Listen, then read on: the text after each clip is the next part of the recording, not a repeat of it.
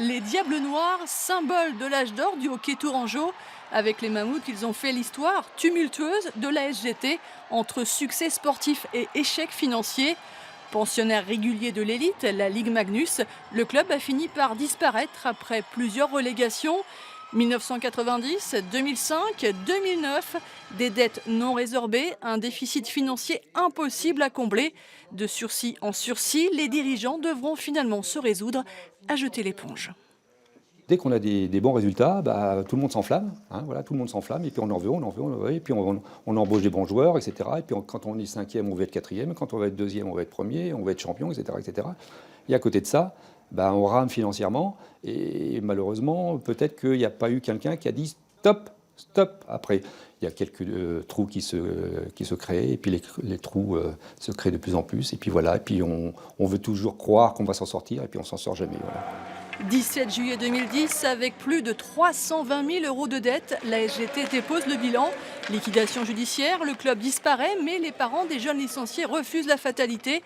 Quelques mois plus tard, les remparts apparaissent sur la glace. 300 licenciés, une équipe phare dans l'antichambre de l'élite. Le nouveau président gère le club comme son entreprise.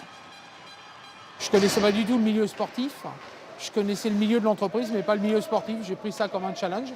Et puis, on y va. Je viens de faire 2 ans de présidence. On est en D1. L'objectif l'année prochaine, il est de monter effectivement, si on peut, en Magnus, avec un objectif qui s'appelle Magnus 20 sur 20.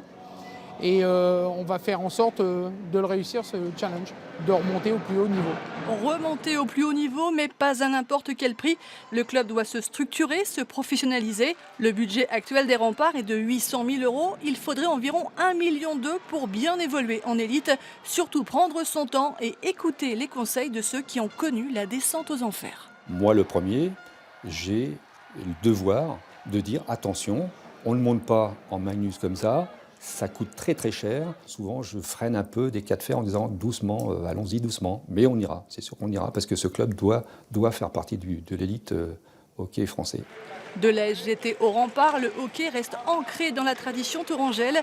Les licenciés sont toujours fidèles. Le club compte d'ailleurs sur ses jeunes pour retrouver l'élite au plus vite, sans renouveler les erreurs du passé.